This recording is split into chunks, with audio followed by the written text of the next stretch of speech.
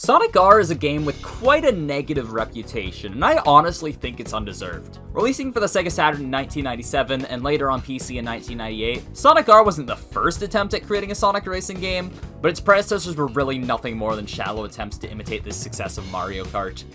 Now Sonic R, on the other hand, has an identity of its own. It's such a simple concept. Sonic's whole appeal is the speed, so make an on-foot racing game where you play as Sonic characters and utilize their unique abilities. This isn't Sonic's Mario Kart, this is a unique racing game built around Sonic. It's crazy to me that they only did it once, it's the perfect concept.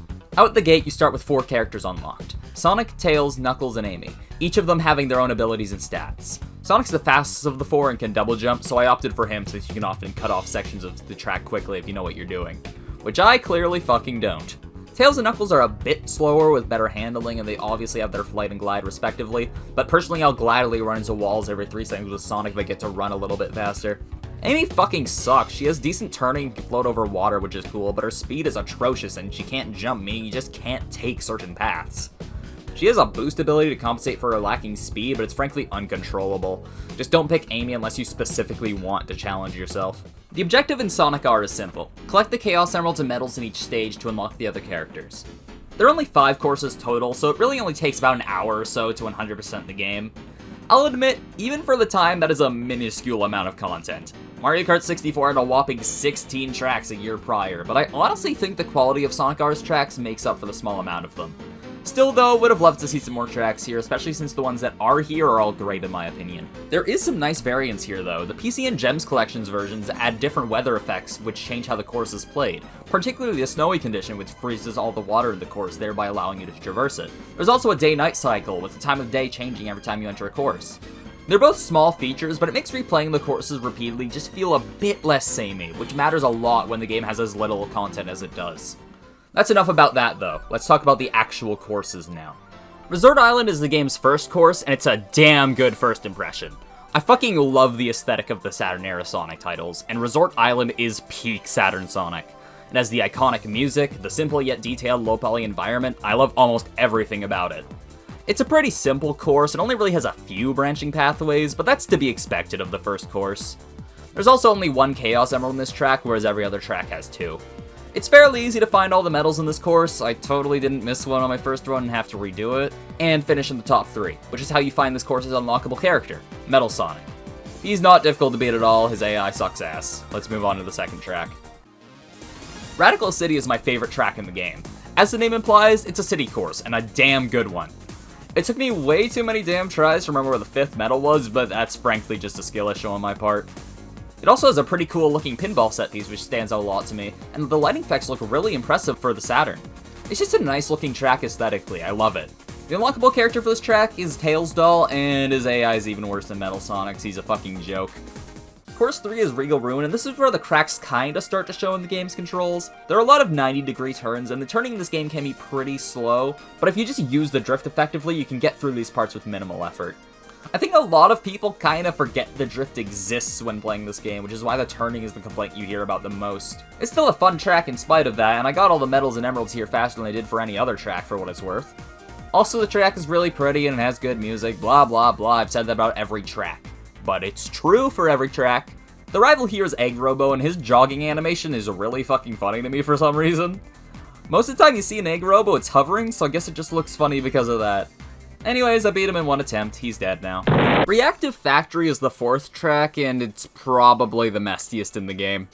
While getting footage for this video, 100%ing every prior track took a combined 28 minutes. This track alone took me just as long as that, which to be fair is largely a skill issue on my part, but still. It's not that the track is bad, I still like it, it's just the medals are placed in such a way that they're basically all on different paths, so if you miss one during a lap through either failed execution or just forgetting which path to take, you're kinda fucked. It's not that hard, just requires the memorization, and it was 2 AM when I was recording this footage, so my brain was half asleep already. Do forgive me for my suboptimal Sonic R gameplay, I'll do better next time. Another reason it took so long was because I actually fucked up the race against the unlockable character, which this time is Metal Knuckles. I don't know what it is about him, but he fucking wiped the floor with me on my first attempt and I had to get the medals again. This happened to me at least once every time I played through this game. Metal Knuckles is just built different.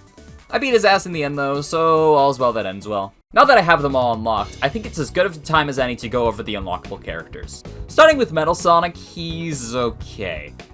His speed is good and his turning is better than Sonic's, but he doesn't have any special abilities other than being able to jump on water. I never used him, the lack of a mid-air ability is a complete deal breaker for me. Tailstall is another character I didn't use much here, but he's not bad at all. He's completely unaffected by different terrain types such as water, which makes taking routes that most other characters are unable to viable. Most of the other characters who can float on water can only do so temporarily, which isn't much of an issue, but for Tailstall you can float on water as much as you want without any speed loss. He is a bit on the slower side though, and I just don't like how he lacks sound effects for running and drifting. I mean, yeah, it makes sense, he's floating, but the lack of sound effects just makes playing as him feel almost off. Not a super big deal, just something I noticed. Metal Knuckles is in a completely different league from the last two doppelgangers. He's faster than Sonic, he glides like Knuckles, his handling is superb, he can float on water briefly, he's practically superior to the rest of the cast in every way. Besides Super Sonic, of course, but we'll get to that yellow rat in a minute. He's the only doppelganger character I'd gladly choose over their organic counterpart. No wonder the race to unlock him was so damn hard, he is actually just built different. Egg Robo is a fucking joke. It can't fucking jump, so it has the same issues I mentioned with Amy earlier. Except it can't even float on water for longer than half a second, so it's even worse. It has a projectile, but it's fucking worthless, and if it ever does hit, all it does is send the other racer forward a little bit. Easily the worst character in the game, good fucking luck winning any races as Egg Robo. Now let's talk about Super Sonic, okay? You unlock him by obtaining all the Chaos Emeralds in the first 4 tracks, so he's essentially the reward for completion. And he's a damn good one. He's the fastest character, he has the best handling, he can hover on water, double jump, he's insanely fucking overpowered. By all means, he's a cool unlock. The problem is that once you unlock him, if you choose to play as any of the other unlockable characters, you have to fucking raise him. With someone like, say, Metal Knuckles, that's fine. It's a fun challenge having a CPU that's an actual fucking threat. If you want to play as someone like, say, Egg Robo, good fucking luck catching up to this Super Sonic rat. I gotta be honest though, I think it's kind of a fun challenge because of how unbalanced it is. Seeing what tracks you can beat the most overpowered CPU in as the absolute worst character. One day I'll manage to beat Super Sonic on Reactive Factory with Egg Robo. One day. Let's finally talk about the final track. Ignoring the obvious Rainbow Road comparisons, Radiant Emerald is an amazing track. There's no emeralds or metals here, and it's probably the most linear track in the game, with only 2 alternative routes behind ring gates, but you can't not love these visuals and music. If listening to Diamond in the Sky while running through this beautiful track doesn't make you feel joy, I don't trust you. There's some strategy involved too. You don't want to unlock the ring gate at the start if you don't have enough rings, because then the other racers will be able to use the speed booster and you won't. It's not that much, but I think it's neat to have the shortcut be a little more situational as to whether or not you want to open the path. It's a fun yet simple track. My only complaint is that you have to watch the credits every fucking time you play it. I get it's the final track, but every time. Oh, also, after you finish Radiant Emerald, you unlock Eggman. He's like Amy, but with Egg Robo's projectile.